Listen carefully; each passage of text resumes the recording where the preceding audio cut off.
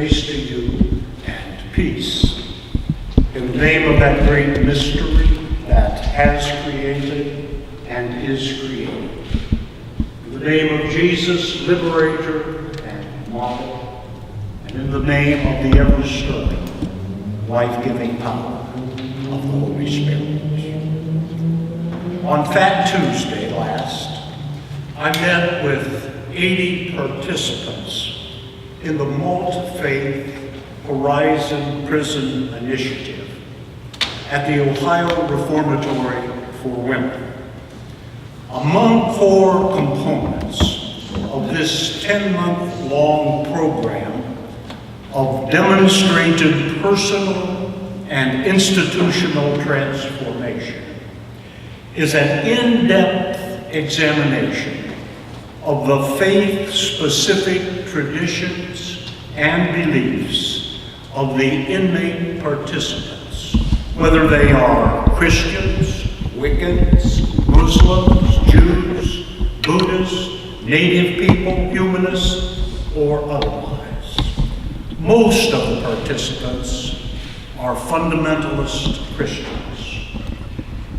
As the participants delved into their personal religious traditions, beliefs, and experiences, while learning to better understand and respect the differences among them, they began to express a growing interest in the intersection between faith and practice, particularly in the public arena. Now, if truth be told, they really wanted an excuse to get the president of Horizon with them so they could push me a bit about my many social justice involvements. To honor the invitation, I therefore presented a litany of a lifetime concerning social justice involvements in church, nation, and world. At the conclusion of this rather lengthy narrative, an insightful young participant said this: "You're an old man who's done a bunch of hard things. When you look around at today's mess, was it all worth it? When you look around at today's mess, activists, is it all worth it?" With this blunt comment by this Appalachian young woman, the trapdoor to the dark night of my own soul was sprung open. And I suspect that that same door is yours as well. Was it worth it? Do we count for anything? Has my life, as it nears its end, counted for much of lasting value, given the increasingly reactionary state of the church and the tragic folly of a Trump-led nation? I am not sure. I am not sure. I admit that sometimes despair and situational depression creep up the back stairway of my soul. Driving home early that evening in a driving rainstorm, while debriefing all that had happened with those 80 women, and the follow-up query that insightful woman later made, that we'll get to in a moment, I found myself involved in a kind of segue as I began to suspect that faithful caretakers of God's creation who would gather in D.C. in late April just might be experiencing a similar weariness of the soul. Just maybe. Just maybe you would speak at least a silent amen to the reality of surreptitious despair, even creeping situational depression.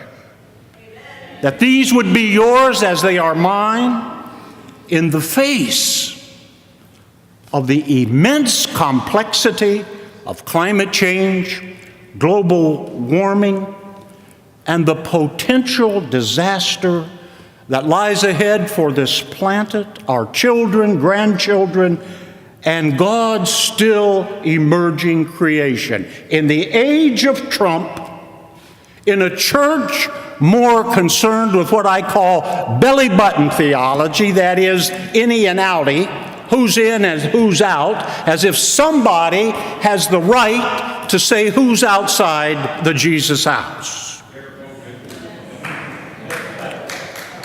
To get a handle on this suspicion that lurked as I drove, I decided to become more conversant with your agenda, with our agenda, with caretakers of God's creation. And so I began a clipping process. I'm old-fashioned. I still use print media. So I began to clip things from the very conservative Columbus Dispatch. I'm from Columbus, Ohio. The New York Times, and the New Yorker magazine. I invite you, if you would, for just a moment, to ponder some of these gleanings. First, from the Dispatch. Of all places, on the rod and gun page.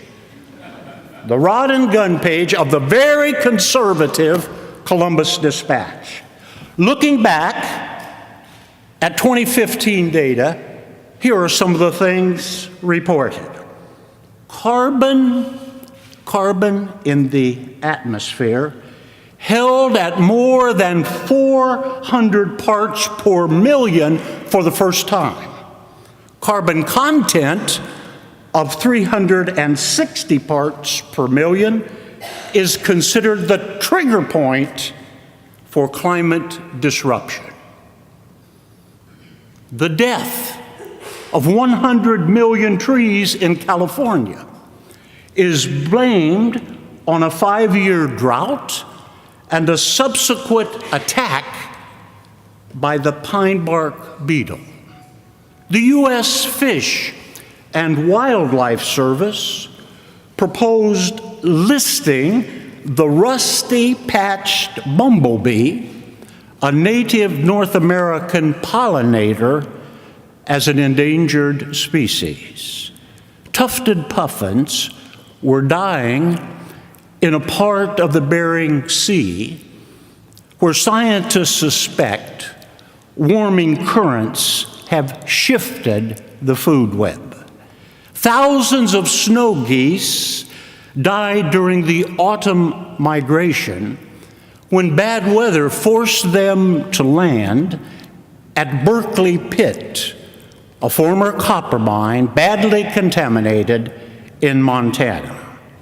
Since 2009, the bird-friendly Great Plains, which stretches from Texas to Canada, has lost 53 million acres of grasslands. The world's population of birds has declined by hundreds of millions compared with just a few years ago because of climate disruption, dwindling habitat, hunting, and pollution. The deaths of 80,000 reindeer in Russia were being tied to the retreat of Arctic sea ice. Deforestation in the Amazon River basin was 29% higher than in 2015. Satellite images revealed the Great Salt Lake in Utah is drying up.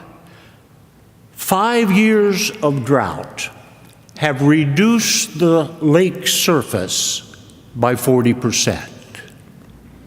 Then from the Times, a more liberal paper, let us say, on the 19th of March. This is not fake news.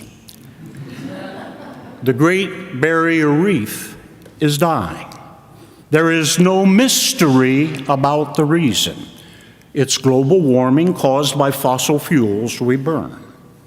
The death of coral reefs is a tragedy on many levels. There is the sheer beauty. They support a quarter of all marine life and provide protein for millions of people. The Dispatch again, in a telling front-page story about Ohio beekeepers who, the Dispatch said, reported a 44% colony loss during 2015. The stakes are high. Ohio farmers rely on bees to pollinate about 70 crops, and it is estimated that bees play a role in the production of 1/3 of the food in this nation. And yet, this from the Times on March the 17th. Before he became president, Donald J. Trump called climate change a hoax and mocked renewable energy as a plaything of tree huggers. So perhaps it is no surprise that Mr. Trump's first budget took direct aim at scientific and medical research.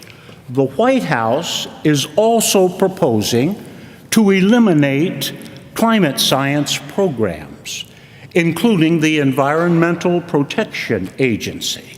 You know, the director of the Office of Management and Budget said, quote, "We consider that to be a waste of your money." The budget would eliminate money to carry out plans to reduce carbon dioxide emissions from coal-fired plants. The Times further stated, industry tells Trump which rules to overturn, as EPA Chief Pruitt calls for exit from Paris climate agreements. And the New Yorker then finally opined this on April the 10th. President Trump said that his order puts an end to the war on coal. In reality, it is a declaration of war on the basic knowledge of the harm of burning coal and other fossil fuels. Indeed, it tells the government to ignore information.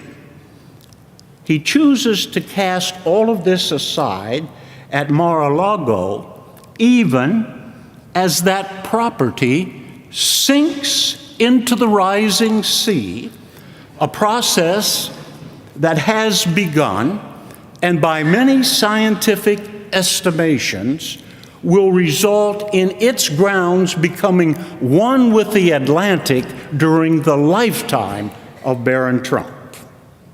Clearly, committed caretakers of God's good creation have cause for despairing hearts and souls laden with at least a modicum of despair. And so, back for a moment to that candidly brutal young woman who, when I responded about some depression and despair, she said, okay, but when you are down, and believe me, we here in this prison know down, when you are down, what do you do about it? What do we do about it when we're down? What do I do about it?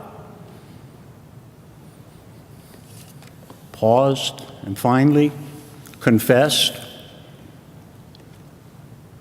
Find myself being pushed out of my cocoon of self back into beloved community, where in beloved community with friends and other intimates, we can hear once again.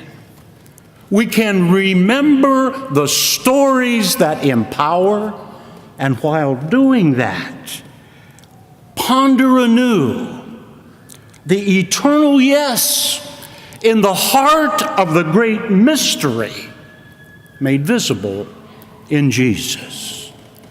What do? We remember, put back into life. And so we hear about old Jeremiah in jail at the hands of his former friend, the king, with Babylon at the gate of the city. None of his relatives would buy the old home place. They were too smart. But they came to Jeremiah, and crazy fool that he was. What did he do? The last that he had, 17 shekels of silver, weighed it out, 2 deeds, earthenware, just vessel to last a very long time. Why? Why? Because the Holy One, the voice at the center of it all, said, houses and fields and vineyards shall again flourish in this land. Back in 1989, to remember this is empowering for me. Pastor, United Methodist pastor from West Berlin, the wall had just fallen, came into a meeting of a global task force in New York City. He came into the room carrying a typical paper sack from a grocery store, filled with pieces, chips from the Berlin Wall. And then he said this, I have a friend who, for the 28 years the wall was in existence, lived on the eastern side and pastored the same congregation. Believe me, he said, the congregation dwindled. Pastor and his family suffered. But he said, a bit bedraggled though he was, on the day the wall fell, he went out to the church marquee and in German hung up, "The Lamb wins." To remember what Charles Dickens said in Great Expectations, namely, the most important thing in life is to stop saying "I wish" and start saying "I will." To remember Jesus of Nazareth saying to the 12 in a tough time, later in a tough time for Matthew's church, "Behold, I'm sending you out like sheep into the midst of wolves, so be wise as serpents and innocent as doves." Remember what Martin King did with those words, how he translated those words for the movement Justice Band, of which he was the drum major. Jesus is saying, Martin said, what we need are tough minds, wise like serpents, and tender hearts, innocent like doves. Tough and tender, the confluence of tenderness and toughness. And so Martin knew that God's arm always bends toward justice, but that it moves judiciously and more quickly with the help of those who, like Jesus, with tough minds and tender hearts, trust and obey the eternal yes of the great mystery, walking, yes, even marching in the way of justice, kindness, and humility, while saying, not I wish or poor me, but rather singing and shouting, we shall overcome. Therefore, and I'm about done, therefore, as caretakers of God's creation, who with tough, informed minds can document creation's pain, and with tender, caring hearts can prescribe some of the antidotes necessary for healing the many wounds inflicted on the unity of the whole created order. Let us remember and not forget that it is far more righteous to be disparaged as tree huggers than to be embraced by the arrogance of power that audaciously dances to the shock and awe of the mother of all bombs and other such destructive devices of moronic idolatry.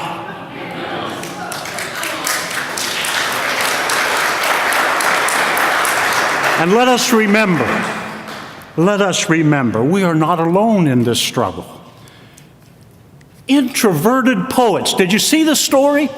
Most poets are introverts, but introverted poets are now not only writing, but standing in the public square and reading their poetry in stinging protest. Global artists are singing and dancing and speaking truth to power. Children are learning and weeping and asking questions. Beekeepers, like a beekeeper I know in this congregation right now, are also putting solar panels on the homes that are theirs. Cloistered scientists and tweedy academics are stepping out. There's something happening. We are not alone. Earth Day, Science Day, around the globe, millions gathered. Costa Rica last year ran entirely on renewable energy for more than 250 days. We're not alone. Food deserts are being challenged by urban and community gardens. I perceive, and I'm no wizard, I read the same tea leaves you do, but I perceive that what's happening is that this is a justice movement that will not go away. And as we sang in Selma, ain't nobody going to turn us around. So this movement, if we remember and act with tough minds and tender hearts, will not be turned around. Finally, I want to say that Vice President Gore was absolutely right when he wrote these words that you all have read. Along with the danger we face, this crisis also brings unprecedented opportunities. Opportunities of a compelling moral purpose, a shared and unifying cause, the thrill of being forced by circumstances to put aside the pettiness and conflict that so often stifle the restless human need for transcendence, the opportunity to rise. Those who are now suffocating in cynicism and despair will be able, pray God, to breathe freely. Those who are now suffering from a loss of meaning will find hope. Therefore, friends, in community, let us remember What was it the poet said? How Emily Dickinson wrote, "Hope is the thing with feathers that perches in the soul and sings the tune without the words and never ever stops at all." Hope is the thing. It ain't easy, but it sure is possible.